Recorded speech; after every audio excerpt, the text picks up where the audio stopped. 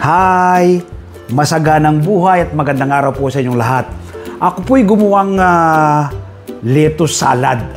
Ito po'y Greek lettuce salad ala Magsasaka Reporter. Ito po'y typical from garden to table po ito eh. Sariling tanim po natin ng lettuce, hinarvest natin. Ito po, ginawa po nating masustansyang salad. Ang ganda po ng kanyang itsura. Katakam-takam na. Tingnan po ninyo.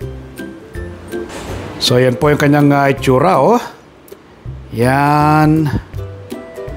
Itsura pa lamang ay katakam-takam na at siguradong masustansya.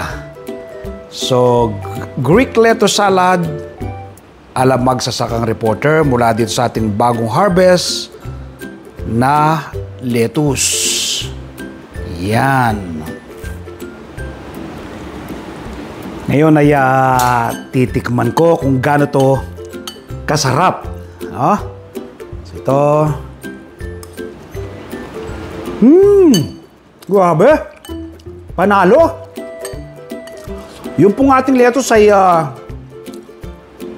manamis-namis ang lasa dahil kaka-harvest lang, Tapos umaagaw rin po ng lasa yung ating lemon, yung feta cheese, at yung pong ating spring onion.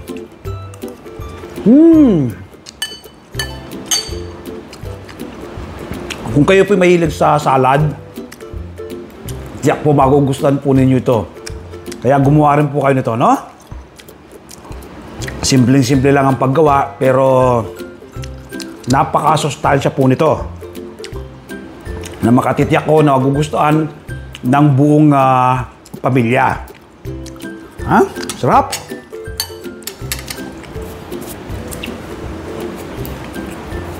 Invite ko po kayo, this coming Sunday. Panoorin po ninyo ang aming TV show, Masaganang Buhay.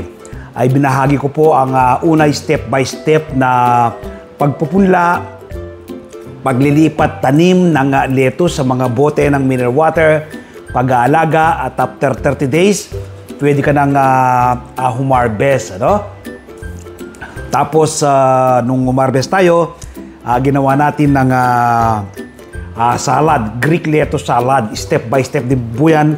Lahat po ng sangkap na ating ginamit dito sa ating Greek lettuce salad ay ibinahagi ko po sa inyo. Tiyak po ay masusundan ninyo, Simpleng-simpleng pamamaraan ng pagtatanim, pag-aalaga hanggang sa paggagawa ng ganito kasarap na lettuce. Mapapanood po ninyo ang ating TV show alas 7 hanggang alas 8 ng umaga sa 1PH Signal TV, Channel 1 ng TV5. Mapapanood din po sa RPTV, YouTube at Facebook. Sa tuwing araw naman po ng Martes, pilitin nyo pong makabili ng Filipino Star ngayon. Meron po akong column dyan tuwing araw ng Martes. Isinusulat ko po sa aking column ang iba't ibang do-it-yourself tips at iba pang sekreto sa pagsasaka. At siyempre po, sa ating YouTube channel, ang Magsasakang Reporter. Yung hindi pa po nakasubscribe dyan, mag-subscribe na po kayo.